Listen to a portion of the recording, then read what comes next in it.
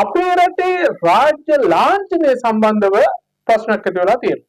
මේ රටේ වැදගත් දේවල් වලට ඔච්චම් කරන, සමච්චල් කරන, නිඳා කරන ක්‍රියාකාරකම් සිද්ධ වෙනවා. ඒක ජනාධිපතිවරයාගෙනුත් එහෙමයි, බලයට පත්වෙච්ච අනිත් මේ වචනේ කියන්න අබ්බ ගොබ්බ මන්ත්‍රීවරුන්ගෙනුත් එහෙමයි. මෙන්න මේ ලකුණ තමයි කවුරු හරි අවජාතක කල්ලතුණියේ දාලා තියෙන රාජ්‍ය ලාංඡනයේ හැටියට බය නැතුව මේක කියනවා මේ රාජ්‍ය ලාංඡනය විකෘති කරපු එක ඌට හරි හමන් ජාතකයක් නෑ.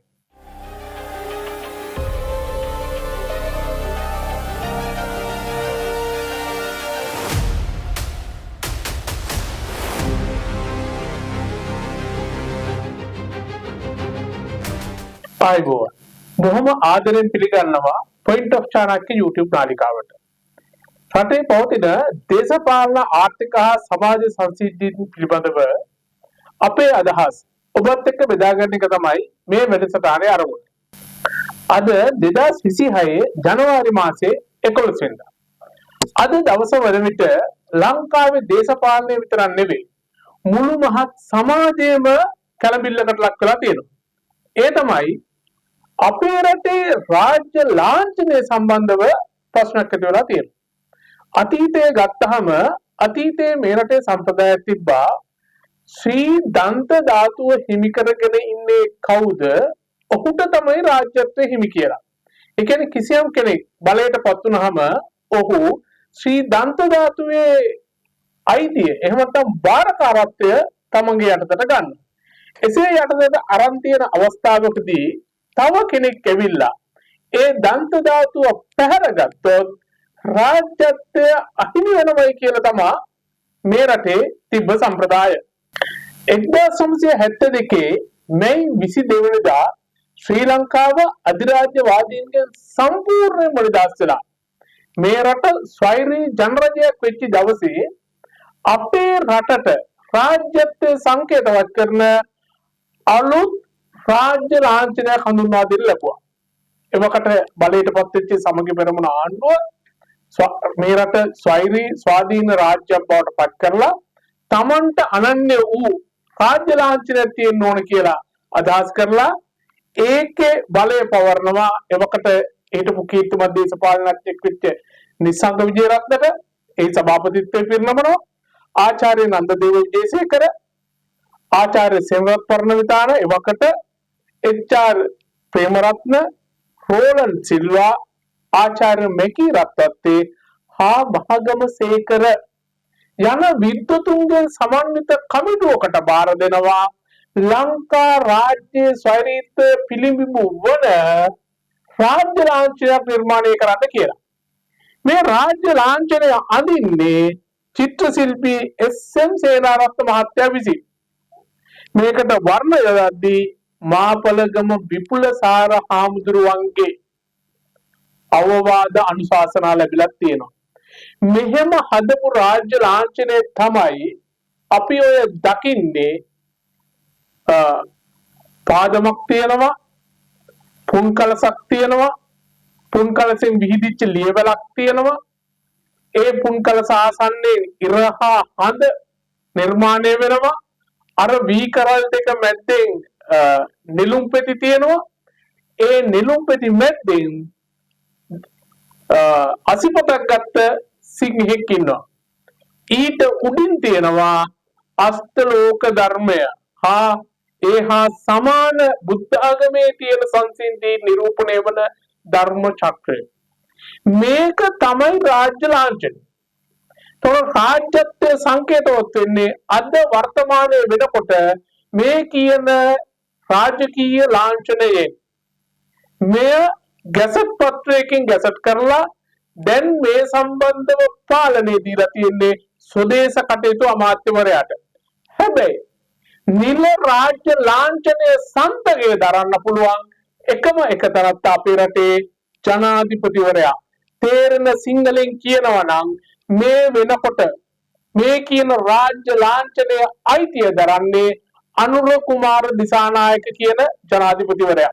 ඔහුගේ සිතුම් පැතුම්, ඔහුගේ දේශපාලන මතය, ඔහුගේ හැඟීම් මේ කිසි දෙයක් අදාළ නැහැ. ඔහු තමන් සන්තක වෙච්ච මේ රාජ්‍ය ලාංඡනයේ ගෞරවය ආරක්ෂා කරන්න ඕන. මේ රාජ්‍ය ලාංඡනයේ තියෙන හරි සුවිශේෂී කාරණා. නිකන් නෙවෙයි එස්.එම්. සේනාරත්න මහත්තයා මේ රාජ්‍ය ලාංඡනය අදින්නේ. ඒකට තේරුමක් ඇතිව ඉරහඳ පාදමේ හරියම්ම තියෙනවා ඉරහඳ ලකුණු දෙක. මේකෙන් කියවෙන්නේ මොකද්ද? ඉරහඳ පවතින තාක්කල් ශ්‍රී ලංකා රාජ්‍ය පවතින බව. පුන්කලසෙන් කියවෙන්නේ සස්ත්‍රික සමුද්‍රමත් ශ්‍රී ලංකාවක් පවතින බව. මීට අමතරව වී කරල් තියෙනවා. වී කරල් කියන්නේ සෞභාග්‍ය. නෙළුම්මලේ පෙති වලින් කියවෙනවා මේ රාජ්‍යත්වයේ තියෙන නිර්මලත්වය. කඩුවක් අතින්ගත් සිංහෙක්ගෙන් ප්‍රෞಢත්වය ගැන හැඟීමක් අදහසක් අපිට දෙනවා. අපේ ජාතියේ තියෙන ප්‍රෞಢත්වය තමයි මේකෙන් පෙන්වන්නේ. උඩම තියෙන ධර්ම චක්‍රයෙන් කියනවා මේක බෞද්ධ රාජ්‍යයක්. අෂ්ටලෝක ධර්මයෙන් නොසැලෙන රාජ්‍යයක් කියන එක තමයි මේකෙන් කියන්නේ. මේ වගේ අභිමානවත් ලාංඡනයක් තියෙන අභිමානවත් රටකට තියෙන්න පුළුවන් හොඳම සංකේතය තමයි අපේ රටේ රාජ්‍ය ලාංඡනයෙන් කියවෙන්නේ. හැබැයි මේ ආණ්ඩුව බලයට පත් වෙලා අනුර කුමාර දිසානායකගේ ජනාධිපතිත්වයෙන් 159ක පාර්ලිමේන්තුවේ අති බහුතර 3/2කට කියලා බලයක් ලැබිච්ච මේ ආණ්ඩුව බලයට පත් වෙලා මේ අවුරුදු එකහමාරක් වගේ කාලයක් තුල මේ රටේ වැදගත් දේවල් වලට ඔච්චම් කරන සමච්චල් කරන නින්දා කරන ක්‍රියාකාරකම් සිද්ධ වෙනවා. ඒක ජනාධිපතිවරයාගෙනුත් එහෙමයි. බලයට පත් වෙච්ච අනිත් මේ වචනේ කියනවා අබ්බ ගොබ්බ මන්ත්‍රීවරුන්ගෙනුත් එහෙමයි. පහුගිය සිද්ධිදාමේ පුරාවටම අපි මේක දැක්කා. ජනාධිපතිවරයා මේ රටේ අති සුවිශේෂී උත්සවයක් වෙච්ච සිංහල අලුත් අවුරුද්ද වර්ධනය කරනවා. සිංහල අලුත් අවුරුද්දක් ආව කාලේ පුරාවටම අපි දැක්කේ රාජ්‍ය naayකයා තමන්ගේ පවුලත් එක්ක රටේ සෞභාග්‍ය උදා වෙන්න කියලා අලුත් අවුරුද්ද සමරනවා. පහුගිය 2025 අවුරුද්දේ ඒක නෑ. හැබැයි ජනාධිපතිවරයා ඊත් සමරුව කරනවා. සිංහල බෞද්ධයා වෙනුවෙන් කරන සිංහල අලුත් අවුරුද්ද චාරිත්‍ර නොකරුවාට ඊත් සමරන්න ජනාධිපතිවරයා යනවා. අපිට කමක් නැහැ. ඔහු රටේ සිංහල බෞද්ධ ජනාධිපති විතරක් නෙවෙයි. ඔහු ඊත් සමරන්න ඕන. හැබැයි අපි කියන්නේ ඔහු සිංහල අලුත් අවුරුද්ද සමරිය යුතුව තිබ්බා. එහෙම කරන්නේ නැහැ. වෙසක් උත්සවය සම්බන්ධනොත් එහෙම කෙනෙක් එලිකමක් වුණා.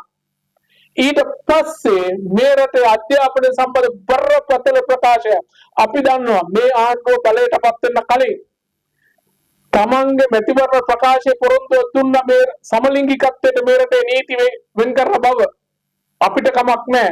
සමාජ මතයක් යනවා අගමැතිනිය සමලිංගික සේවනයේ යෙදෙනවා කියලා. ඒක එතුමියගේ පුජ්‍යනික කැමැත්ත අපිට අදාළ නැහැ.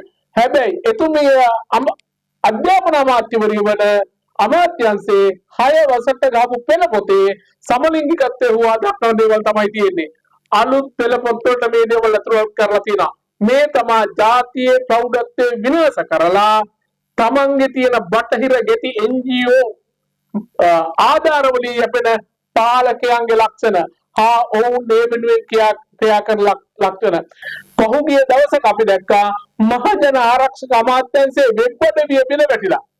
මේ වෙබ් අඩවිය බිඳ වැටුණු බවට දක්වන දෙන්නීමේ රාජ්‍ය ලාංඡනයේ තියෙන්නේ ලංකාවේ මම පෙර සඳහන් කර රාජ්‍ය ලාංඡනය නෙවෙයි. ඒකේ ධර්ම චක්‍රයේ විකෘති, ඒකේ ඉරහඳ තියෙන බවක් පේන්නේ නැහැ. ප්‍රෞಢවත් සිංහා වෙනුවට ඉන්නේ එළුවේ. මේ ලකුණ හොඳට බලන්න. මේ ලකුණ තියෙන සාතන්ගේ බටහිර ඉගෙනීම් වල, බටහිර කියවීම තුළ, බටහිර සංස්කෘතිය තුළ දේව සංකල්පන සාතන්ගේ ලකුණ තමයි මේ තියෙන්නේ. මෙන්න මේ ලකුණ තමයි කවුරු හරි අවජාතක කල්ලතෝනියේ දාලා තියෙන රාජ්‍ය ලාංඡනයේ හැටියට. දැන් හොදර ඩෝබිලා කියනවා මේක AI වලින් කරපු නිර්මාණයක් කියලා. මම එකක් කියන්නම්. අපි AI පාවිච්චි කරන්නේ මේ මොහොතේ අපි ළඟ නැති අපිට කරන්න බැරි දෙයක් නිර්මාණය කරලා ගන්න එක. AI වලට අපි දෙන්නේ, අපි කතාව ලියන්නේ මෙන්න අපිට ඕන දේ කියලා. මතක තියාගන්නලා රාජ්‍ය ලාංඡනයට අමුතෙන් AI දාන්න ඕනේ නැහැ. Google එකට ගිහිල්ලා ලංකාවේ රාජ්‍ය ලාංඡන සර්ච් කරාම, පරීක්ෂා කරාම මේ රාජ්‍ය ලාංඡනය අගේට එනවා. එතකොට මේක අත්තරදීමක් හෝ AI වලින් වෙච්ච දෙයක් නෙවෙයි. දැන හිතා මතාම මේ රාජ්‍යත්වයට අභියෝග කරන්න කරපු පහත් නීච පඩත්තර ක්‍රියාවක් පැහැදිලිව කියනවා නම් බය නැතුව මේක කියනවා මේ රාජ්‍ය ලාංඡන විකෘති කරපු එක ඌට හරි හමන් ජාතකයක් නැහැ. ඌට සැකයි උගේ තාත්තා කවුද කියලා. හරි මේ වැඩේ කරපු මිනිහා බය නැතුව කියනවා තමන්ගේ අම්මා තාත්තටවත් ගරු කරන්නේ නැති මිනිහෙක්.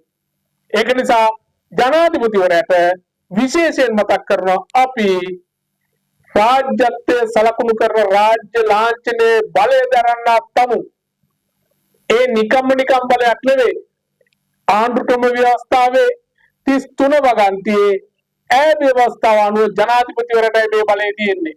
තමන් සම්තකේ දරන රාජ්‍ය ලාංඡනය විකෘති කරපු එකෙකුට නිසි දඬුවම දෙන්නේ නැත්නම් හදපු එකාගේ කැටගරියම තමයි ජනාධිපතිවරයා කියලා තමයි අපිට කියන්න තියෙන්නේ.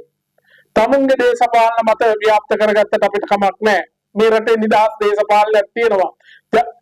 අනුර කුමාර දිසානායකට ඔහුගේ ගෝල පාලනයට තමන්ගේ දේශපාලන මතය ක්‍රියාත්මක කරන්න පුළුවන්. මේ රටේ ජනතාව අවුරුදු 5කට බලය දීලා තියෙනවා. ඒ බලය දීලා තියෙන්නේ මේ රට විනාශ කරලා යන්න නෙවෙයි මේ රට ආරක්ෂා කරන්න. ඡන්ද දුන්නේ හොරුවල් ගන්න කියලා ප්‍රධාන වශයෙන් ඉස්සරලා ඒක කරන්න ඕනේ නේද? හරි මේ රටේ තියෙන දේවල් තමුන්ට පුජ්‍යලිකව ආගමක් නැති වෙන්න පුළුවන්. තමුන්ට පුජ්‍යලිකව ජාතියක් නැති වෙන්න පුළුවන්. තමුන්ට සංස්කෘතියක් නැති වෙන්න පුළුවන්. හැබැයි මේ රටේ මිනිස්සුන්ගේ ආගම, දහම, සංස්කෘතිය, ජාතියට වසුරු හෙලන වැඩ කරන්න එපා කියන එක අපි ජනාධිපතිවරයා ප්‍රමුඛ මේ ආණ්ඩුවට මතක් කර සිටිනවා.